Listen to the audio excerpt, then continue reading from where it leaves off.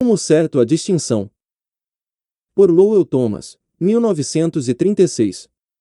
Esta informação biográfica sobre Dale Carnegie foi originalmente redigida como introdução à primeira edição de Como Fazer Amigos e Influenciar Pessoas. É reproduzida aqui para dar aos leitores um conhecimento adicional da experiência de Dale Carnegie. Numa fria noite de janeiro de 1935, a despeito do clima, 2.500 pessoas estavam reunidas no grande salão de baile do Hotel Pennsylvania, em Nova York. Às 7h30 já não havia mais uma cadeira vazia. Às 8h ainda entrava gente. Zero espaçoso balcão desde cedo estava literalmente cheio, mesmo para ficar em pé, os lugares eram disputados como prêmios. Centenas de pessoas, depois de um dia cheio de atividades nos negócios, ficaram em pé, durante 1h30, nessa noite e para que isso? Para assistir aqui. Um desfile de modas. Uma dessas corridas de bicicletas que duram 6 dias ou uma apresentação pessoal de Clark Gable. Nada disso. Toda essa gente havia sido atraída por um simples anúncio de jornal. Nas 2 noites anteriores, quando compraram o New York Sun, depararam com um anúncio de página inteira. Aprenda a falar eficazmente. Prepare-se para dirigir. Nada de novo. Sim, mas, acreditem ou não, na mais sofisticada terra do mundo, durante o período da crise com 20% da sua população recebendo auxílio dos cofres públicos, 2.500 pessoas deixaram seus lares e correram para o Hotel Pennsylvania atendendo ao convite do anúncio. As pessoas que atenderam ao convite eram da mais alta camada econômica, dirigentes, empregadores, profissionais. Mulheres e homens compareceram para ouvir a abertura de um curso ultramoderno e ultraprático sobre como falar em público e influenciar pessoas no mundo dos negócios, curso dado pelo Dale Carnegie Institute of Effective Speaking and Human Relations. Instituto Dale Carnegie de Fala Eficaz e Relações Humanas. Por que se achavam lá estes 2.500 homens e mulheres? Por que se tornava mister mais educação devido à crise? Aparentemente não, pois tais cursos já eram dados em casas cheias na cidade de Nova York nos últimos 24 anos. Durante este tempo, mais de 15.000 profissionais e homens de negócios foram treinados por Dale Carnegie. Mesmo as grandes, as céticas e conservadoras organizações como a Westinghouse Electric Manufacturing Company, McGraw-Hill Publishing Company, Brooklyn Union Gas Company, Brooklyn Chamber of Commerce, American Institute of Electrical Engineers e a New York Telephone Company tiveram tal treinamento realizado dentro dos seus próprios escritórios em benefício dos seus funcionários e diretores. O que não resta dúvida é que o fato de virem, estes homens, que deixaram as escolas primárias, secundárias e alguns até as superiores, 10 ou 20 anos atrás, à procura de tal treinamento. É uma prova evidente das chocantes deficiências do nosso sistema educacional. O que desejam os adultos estudar realmente? Eis uma pergunta de tão grande importância que, para responder a ela, a Universidade de Chicago, a Associação Americana para a Educação dos Adultos e as escolas da ACM realizaram um estudo que durou 2 anos. Este estudo revelou que o primeiro interesse de um adulto é a saúde. Também demonstrou que o segundo interesse reside no desenvolvimento de sua habilidade nas relações humanas. Os adultos querem aprender a técnica para prosperar e para influenciar pessoas. Não desejam ser tribunos populares, e não querem, sobretudo, ouvir elevadas palestras sobre psicologia. Querem apenas sugestões que possam empregar imediatamente nos contatos comerciais, sociais e no lar. Eis o que adultos desejavam aprender. Não era. Está bem, disseram os encarregados do estudo. Se é isso que eles desejam, nós os daremos. Buscando um livro didático que pudesse auxiliar os adultos na solução dos problemas diários no seu convívio humano, viram que tal livro jamais fora escrito. Eis um fato curiosíssimo: o grego, o latim e as altas matemáticas têm sido motivo, por centenas de anos, de livros e mais livros, assunto a que a média dos indivíduos não dá sequer 2 minutos de atenção. Mas um assunto sobre o qual a sede de aprendizagem, uma verdadeira paixão por orientação e ajuda, nadai. Este fato explica facilmente a razão por que 2.500 adultos se comprimiam no grande salão de bailes do Hotel Pensilvânia, atendendo apenas a um simples anúncio de jornal. Aí, aparentemente, oferecia-se o que há muito eles buscavam, crentes de que o conhecimento por si só seria o hábito. Sésamo para as compensações financeiras e profissionais, fatigaram-se, no passado, sobre os livros, das diversas escolas que frequentaram. Dentro de poucos anos, porém, o contato rude e atordoante dos negócios deu-lhes a experiência necessária que desfez tal ilusão. Viram, no contato cotidiano, alguns dos maiores êxitos no campo comercial serem conseguidos por homens que possuíam, além dos conhecimentos, habilidade para falar bem, para convencer os outros do seu modo de pensar e para vender, eles próprios, as suas ideias. Cedo descobriram que, para quem aspira a usar o cap de comandante e dirigir a nau dos negócios, personalidade e habilidade no falar são mais importantes que o conhecimento dos verbos latinos ou um diploma da Harvard. O anúncio do New York Sun prometia que a reunião no Hotel Pensilvânia seria muito interessante. E foi. 18 antigos alunos foram alinhados diante do alto-falante, e a 15 deles foram dados precisamente 75 segundos, a cada um, para que narrassem suas histórias. Passados 75 segundos de conversação, o gongo soava e o presidente dizia: "Tempo! Venha o orador seguinte." A reunião teve uma movimentação rápida, assemelhando-se à passagem de uma manada de touros por uma planície. Os espectadores permaneceram durante 1h30 atentos aos relatos feitos.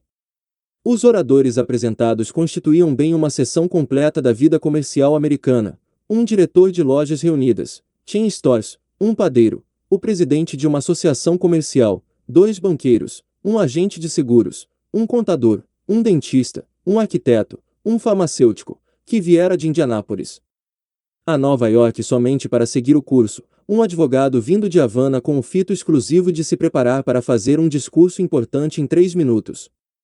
O primeiro orador usava o nome irlandês Patrick J. O'Reilly. Nasceu na Irlanda, esteve na escola apenas durante 4 anos, emigrou para a América do Norte, onde trabalhou como mecânico e depois como motorista. Aos 40 anos, sua família foi crescendo, e, na mesma proporção, as suas necessidades monetárias, experimentou ser vendedor de caminhões. Sofrendo de terrível complexo de inferioridade que o consumia, em sua própria apreciação, antes de conseguir a coragem necessária para empurrar a porta do escritório onde ia pedir emprego como vendedor, teve que andar para cima e para baixo, no passeio fronteiro, uma meia dúzia de vezes. Estava tão desanimado como vendedor que já pensava em retornar ao trabalho manual numa oficina mecânica, quando recebeu uma carta convidando para uma reunião do Instituto Dale Carnegie. Relutou em comparecer. Temia fosse encontrar-se com um grupo de homens que tivessem frequentado escolas superiores. Sentia-se fora do seu meio. Uma frase de sua aflita esposa fez mudar de ideia: "Pat, isso pode trazer-lhe alguma melhora. Deus sabe que você necessita." Finalmente dirigiu-se para o local da reunião e só depois de 5 minutos de hesitação conseguiu a coragem necessária para levá-lo até dentro da sala. As primeiras poucas vezes que tentou falar, ficou completamente aturdido pelo receio. Com as semanas que se passaram, perdeu todo o receio e logo sentiu até prazer quando se apresentava uma oportunidade para falar, normalmente se isso acontecia perante uma assistência grande. Foi-se também o seu medo das pessoas e de seus superiores. Apresentou-lhes suas ideias e, em breve estava se destacando dentro do departamento de vendas. Tornou-se um membro da companhia valioso e querido.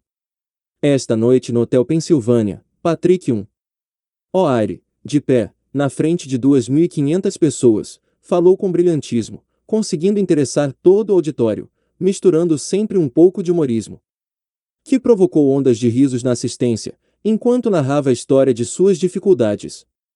Poucos oradores profissionais poderiam igualá-lo. Zero orador que se seguiu, Godfrey Meyer, era um banqueiro de cabeça grisalha e pai de 11 filhos. A primeira vez que tentou falar na classe ficou inibido, totalmente mudo. Seu cérebro recusou-se a funcionar. Sua história é uma demonstração cabal de como a direção gravita em torno de um homem que sabe expressar-se bem. Trabalha em Wall Street durante 25 anos, morou em Clifton, Nova Jersey. Durante este tempo, nunca tomou parte ativa nos negócios da sua comunidade e conhecia cerca de 500 pessoas. Pouco depois de matricular-se no curso Carnegie, recebeu aviso para pagamento de imposto. Ficou furioso, pois o julgaram absurdo.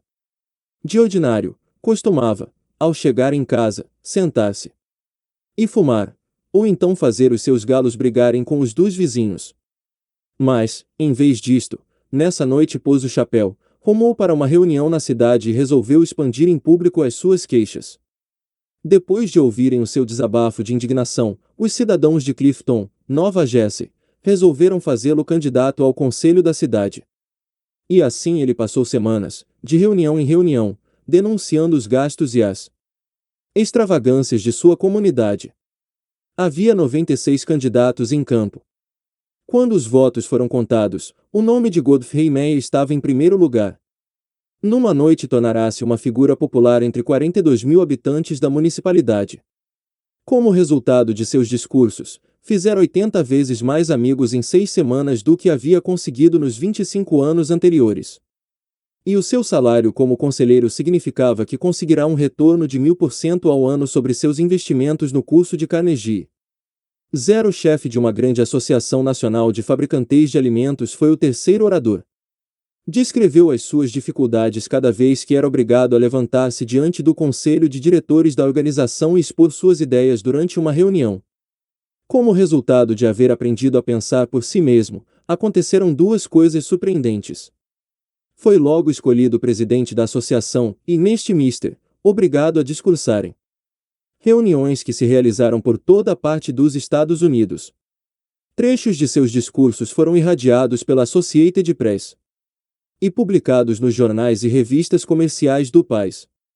Em 2 anos, depois de aprender a expressar-se, conseguiu mais publicidade gratuita para sua companhia e seus produtos do que quando gastava mais de $250 em anúncios. Orador confessou que, por vezes, antigamente, tinha receio de telefonar para alguns dos mais importantes comerciantes em Manhattan e convidá-los para almoçar consigo. Mas, devido ao prestígio que os discursos lhe deram, hoje estes homens telefonam convidando-o para almoçar e pedem desculpas por estarem tomando o seu tempo. A facilidade de expressão é meio caminho andado para a distinção. Põe o indivíduo em foco, eleva seus ombros e sua cabeça acima da multidão.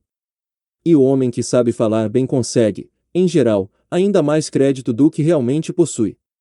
Um movimento pró-educação dos adultos invadia toda a nação, e a força mais espetacular naquele movimento foi Dale Carnegie, o homem que no mundo ouviu e criticou discursos de adultos mais que outro qualquer.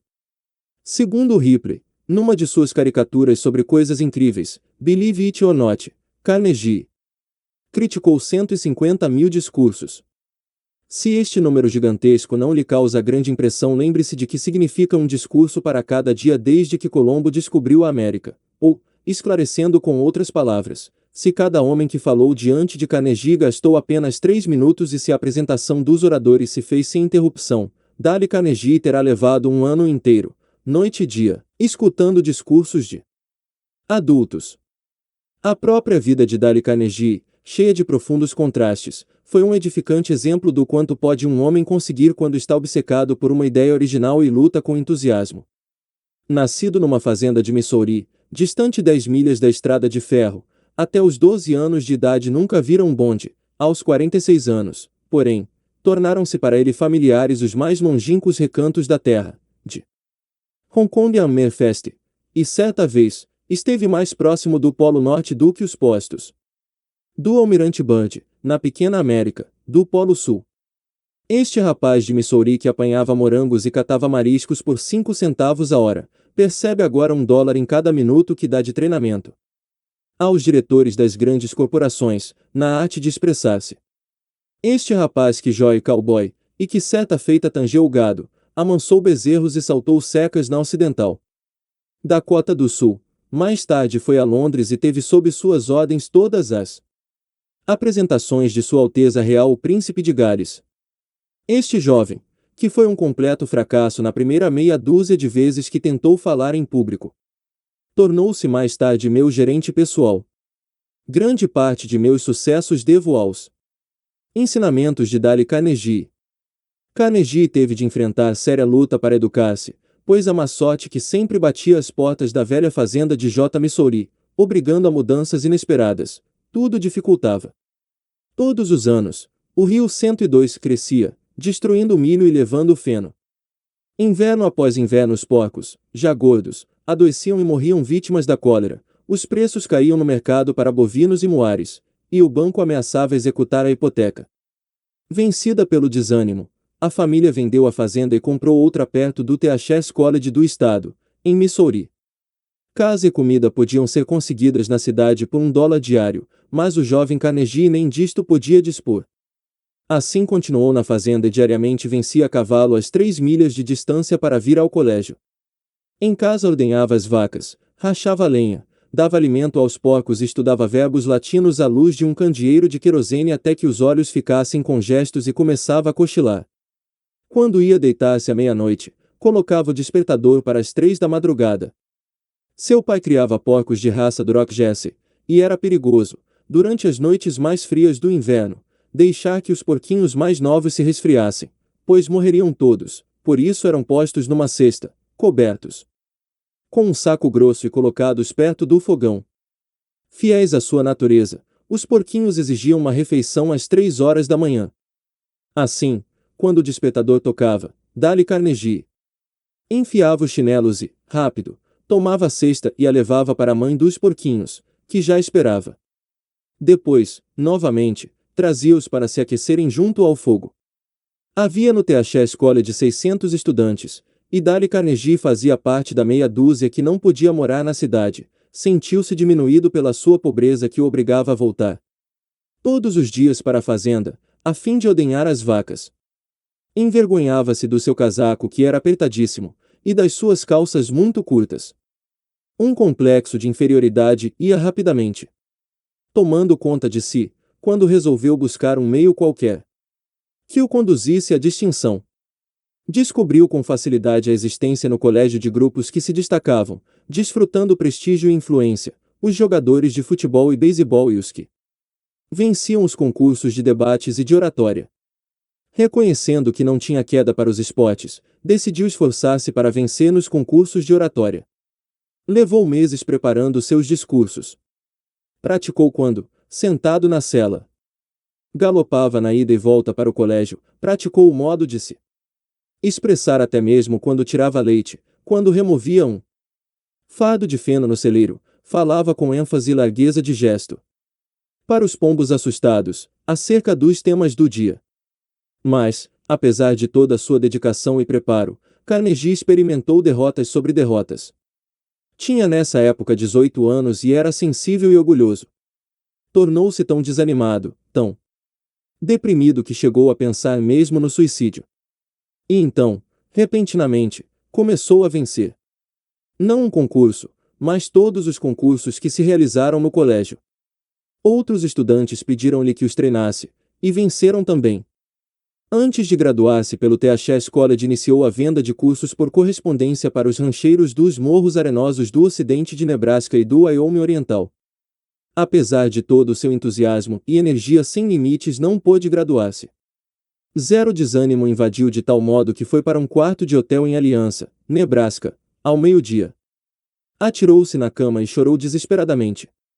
Desejou ardentemente voltar para o colégio, desejou ardentemente retirar-se da luta da vida, mas não pôde.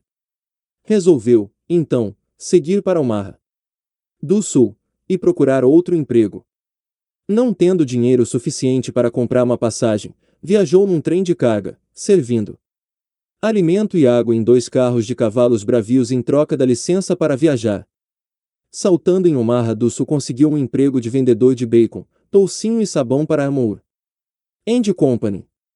Sua zona de ação foi escolhida entre as Badlands e os campos dos índios e das vacas, na parte ocidental de Dakota do Sul.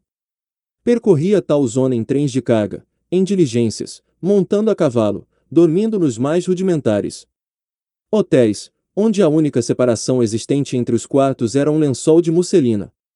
Estudou livros sobre vendas, montou em poldros bravos, jogou pôquer com brancos renegados, casados com índias, e aprendeu como ganhar dinheiro. quando o proprietário de uma venda não podia pagar em dinheiro. Importância do toucinho e dos sabões, entregava uma dúzia de pares de sapatos a Dale Carnegie, que os vendia aos empregados da estrada de ferro e assim conseguia aumentar os pedidos da Moore & Company.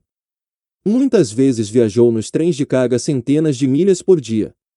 Quando o trem parava para descarregar, corria até a cidade, procurava 3 ou 4 fregueses e tomava seus pedidos. Quando a locomotiva apitava, vinha às pressas ruas abaixo outra vez, ligeiro como um raio, até a estação, onde tomava-o já em movimento. Dentro de 2 anos conseguiu elevar um território improdutivo, que se achava no 52 graus lugar, a primeira linha entre as 29 rotas que constituíam o campo comercial Omaha do Sul. A Moore & Company resolveu oferecer-lhe uma promoção, dizendo-lhe: "O senhor conseguiu o que nos parecia impossível."